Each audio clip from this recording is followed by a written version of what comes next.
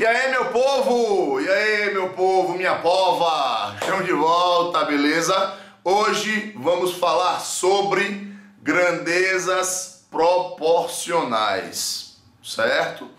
É um assunto importantíssimo porque mexe com o pré-requisito que nós já vimos de razões e proporções, né? Eu falei na aula anterior de razões e proporções que ela era apenas um pontapé inicial para o que vinha mais à frente, que é exatamente essa parte de grandezas proporcionais, certo? Nós temos dois tipos de grandezas. As grandezas elas podem ser diretamente proporcionais ou inversamente proporcionais, certo? Vamos ver os dois tipos aqui, bem esmiuçadozinho, num passo a passo, para que fique clara essa diferença entre essas duas grandezas, beleza? Vamos comigo, arregala os olhos que o bicho vai pegar. Vamos comigo, olha só. Aqui do lado, nós estamos vendo o seguinte. Eu tenho aqui duas grandezas, A e B, certo? E vamos imaginar que à medida que a grandeza A aumente, a grandeza B, ela também aumente, certo? Ou seja, as duas grandezas, elas aumentam proporcionalmente. Da mesma forma, à medida que a grandeza A diminua, a grandeza B também vai diminuir, certo? Elas reduzem na mesma proporção. Dessa forma, nós podemos afirmar que essas grandezas, elas são diretamente proporcionais, certo? Elas aumentam ambas simultaneamente ou reduzem ambas simultaneamente, tranquilo? Ou seja, elas aumentam na mesma proporção ou reduzem na mesma proporção. Por exemplo, um exemplo claro, claríssimo de duas grandezas que são diretamente proporcionais. Imagine que você chega num posto de combustível para colocar gasolina no seu carro, beleza? O litro da gasolina está custando R$ 4,20. Tá aqui, 1 litro é R$ 4,20.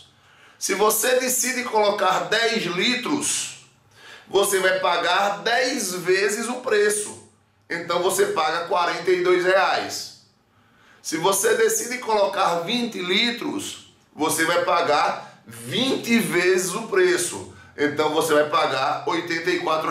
Ou seja, quanto maior, olha só, maior a quantidade de litros que você vai colocar no seu carro, maior vai ser o preço a ser pago pelo abastecimento. Então a quantidade de litros, o volume aumenta e o preço também aumenta. Então são duas grandezas diretamente proporcionais, beleza? Elas estão subindo, aumentando na mesma proporção. E se você for reduzir, ela também vai reduzir na mesma proporção. Quanto menos litros de gasolina você põe no seu carro, menor o valor a ser pago. Tranquilo? Claríssimo aqui, cristalino. Agora preste atenção. Duas grandezas, elas vão ser inversamente proporcionais quando uma grandeza aumenta e a outra diminui. Tá aqui. A grandeza A sobe, ela aumenta, e a grandeza B diminui. Ou vice-versa. Ou a grandeza A diminui e a grandeza B aumenta. Ou seja, elas são inversas. Uma sobe e a outra desce. Um exemplo claro. Imagine você numa viagem. Eu vou fazer uma viagem. Se eu pego o meu carro e viajo a 100 km por hora, eu faço essa viagem em 4 horas, beleza? Eu tô com o meu carro a 100 km por hora e eu demoro 4 horas para fazer essa viagem. Agora imagine que eu tô fazendo a mesma viagem, olha só, a mesma viagem, só que agora a 50 km por hora. Se a minha velocidade é menor, olha só, velocidade menor, o tempo necessário para completar a viagem ele vai ser maior e na mesma proporção. Se a minha velocidade agora é a metade da anterior, né? Era 100, passou a ser 50, o meu tempo ele dobra. Ele era 4 horas, agora passa a ser 8 horas, certo? Então as grandezas são inversas, elas são inversamente proporcionais quando uma aumenta e a outra diminui ou vice-versa. Tranquilo? Verificando esses dois exemplos que eu acabei de colocar aqui na tela ao lado, dentro de uma proporção, nós podemos notar uma diferença na construção das proporções. Olha só, na grandeza direta, nós tínhamos que 1 litro custava 4,2, né? R$4,20. E que 10 litros custava R$42. Se você utilizar a propriedade que nós vimos lá em proporção, que o produto dos meios é igual ao produto dos extremos, você vai ter 1 vezes 42 é igual a 10 vezes 4,2 e que vai dar 42 é igual a 42. Já na proporção inversa, eu tenho que 100 km por hora, na proporção ele equivale a 4 horas. E os 50 equivale a 8 horas. Lembra do exemplo anterior? Aqui eu vou colocar que os 100 quilômetros equivale a 8 horas e os 50 equivale a 4. Aí você me fala, Lucas, está errado. Você inverteu. Era 100 com 4 e 50 com 8. Você botou ao contrário. Mas aí é onde está o macete, aí é onde está a dica. Se a proporção ela é inversa, você tem que inverter as grandezas. Senão você não satisfaz a lei que diz que o produto dos meios é igual ao produto dos extremos. Quando você multiplica aqui, 100 vezes 4 vai dar 400 e 5 vezes 8 também vai dar 400. Então notem, arregala o olho, nota que eu tive que trocar o 8 e o 4 de posição, não é? Porque na real era para estar 100 e 4, 58. Eu tive que colocar 100 e 8, 54, para poder satisfazer a lei que diz que o produto dos meios é igual ao produto dos extremos em toda proporção. Beleza? Tranquilo? Agora vamos praticar. Tranquilo? Tem aí 3 questõezinhas, fica comigo e vamos embora. Vamos lá, galera, atenção. Primeira questãozinha, tá? Gruda o olhão aqui comigo. Com 4 latas de tinta, pintei 280 metros quadrados de parede. Quantos metros quadrados poderiam ser pintados com 11 latas de tinta? Vamos comigo? Gruda o olhão. Então vamos lá, pessoal, presta atenção aqui comigo, tá? Aqui é pai bola, jogo rápido. Olha só, com 4 latas de tinta, ele pinta 280 metros quadrados. E com 11 latas de tinta, X metros quadrados, certo? Nós já sabemos, porque vimos lá na aula de proporção, que quando uma proporção é construída, o produto dos meios é igual ao produto dos extremos. Então 4x é igual a 280 vezes 11, beleza? Então x vai ser igual a 280 vezes 11 dividido por 4. Simplificando, ó, 284, né, dividindo por 4, 284, nós vamos ter 280 dividido por 4, vai me dar 70, porque 4 vezes 7 é 28, beleza? Vezes 11, então o x vai ser igual a 770 metros quadrados. Ou seja, com 4 latas ele pinta 280 metros quadrados, com 11 latas ele pinta 770 metros quadrados. Show de bola? Segue comigo, bora para a questão 2. Na questão 2, nós temos o seguinte: para se transportar cimento para uma construção, foram necessários 15 caminhões com 2 metros cúbicos cada um.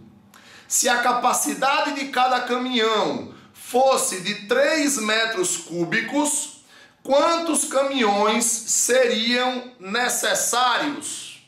Então, pessoal, nesse caso, nós temos uma relação inversa.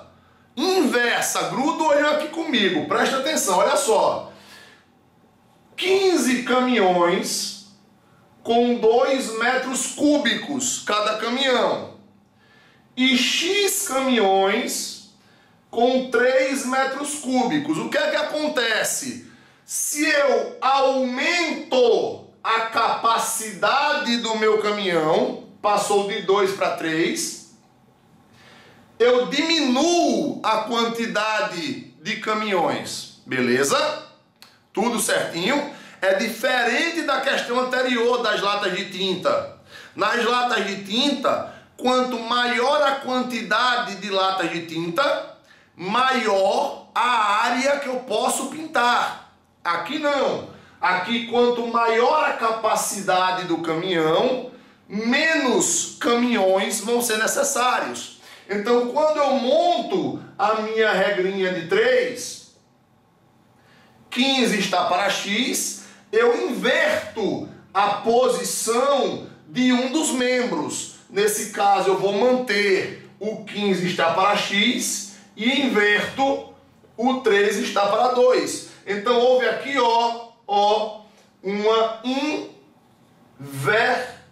inversão. Eu sempre tenho que inverter. Uma vez que um aumenta e o outro diminui, eu tenho que inverter uma das razões. Eu optei, é opção minha, por inverter a capacidade, os metros cúbicos. Mas se você mantivesse aqui o 2/3, você poderia ter invertido o x sobre 15. Não tem problema algum.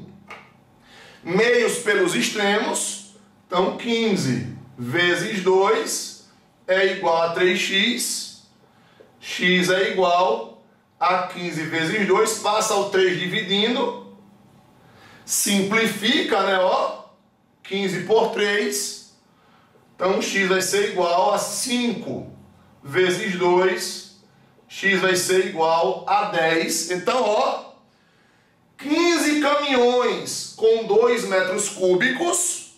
Se eu aumento a capacidade para 3 metros cúbicos, agora serão necessários 10 caminhões. Eu reduzo a minha quantidade, porque a capacidade de carregamento de cada caminhão, ela aumentou. Beleza? Vamos para a próxima questão.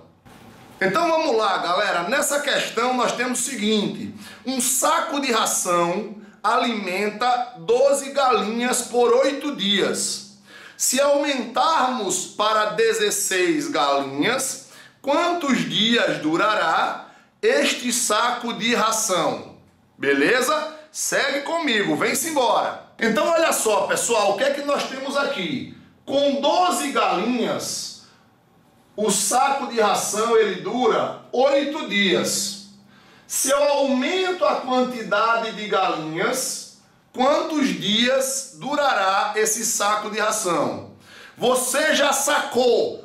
Monstro, você é monstro. Monstro saca logo de cara, não é? Você já sacou que quando eu aumento a quantidade de galinhas, a minha quantidade de ração ela vai durar menos dias, né? então a quantidade de galinhas aumenta, a quantidade de dias diminui, certo? Se eu tenho mais galinhas para comer e a quantidade de ração é a mesma, a quantidade de dias vai diminuir. Então é uma relação inversa. Então eu mantenho uma razão, 12 está para 16, e inverto a outra razão, x está para 8. Então novamente aqui, ó, houve uma inversão.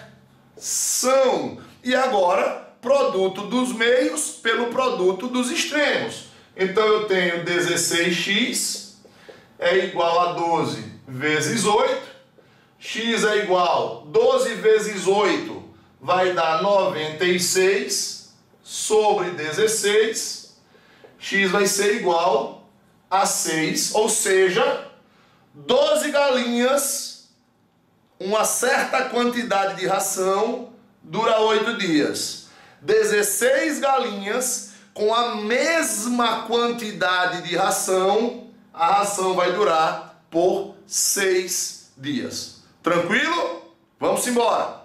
Galera, o método utilizado para a resolução das últimas 3 questões é conhecido como regra de 3, que nada mais é do que a aplicação da lei de proporção, que diz que o produto dos meios é igual ao produto dos extremos. Ah, Lucas, você quer me endoidar? E por que dar um nome para esse cara? Por que chamar esse cara de regra de 3? É muito simples. Olha só, nós temos uma proporção, A está para B, assim como C está para D. Minha proporçãozinha toda montada, tranquilo? Dessa proporção, 3 valores eu conheço. Eu aponto, eu vejo, eu pego, eu jogo na questão para resolver. Um valor desses, ele vai ser desconhecido, que é o valor que eu quero encontrar. Beleza? Geralmente, esse valor desconhecido, a gente chama de X, certo? Então, por isso é regra de 3, porque eu conheço 3 valores e quero encontrar um valor dentre os 4 que constroem uma proporção, beleza? Por exemplo, naquele exemplo lá das latas de tinta que nós acabamos de resolver, nós tínhamos o que aqui, ó? 4 latas de tinta pintavam 280 metros quadrados. E 11 latas de tinta pintavam X metros quadrados. Era o que eu queria descobrir. É o meu valor desconhecido. Nota, tá claro, arregala o olho, gruda o olho, olha para cá, presta atenção. São 4 elementos envolvidos e eu conheço quantos? 3. Eu conheço 4, eu conheço 280 e eu conheço 11. Por isso, eu apliquei uma regra de 3 e o meu X é o desconhecido. Tranquilo? No exemplo dos caminhões, 15 caminhões de capacidade de 2 metros cúbicos. X caminhões com capacidade de 3 metros cúbicos. Notem, eu conheço 15, eu conheço 2, eu conheço 3.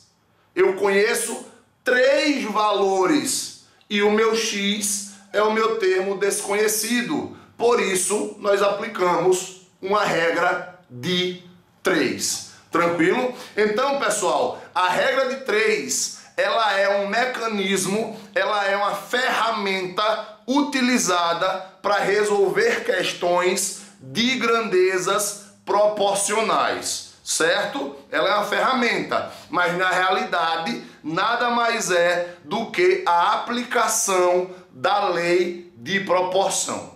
Tudo certinho? Estamos quites, 100%, alma lavada. Então agora nós nos vemos na próxima aula. Um grande abraço e um beijo do monstro. Fui!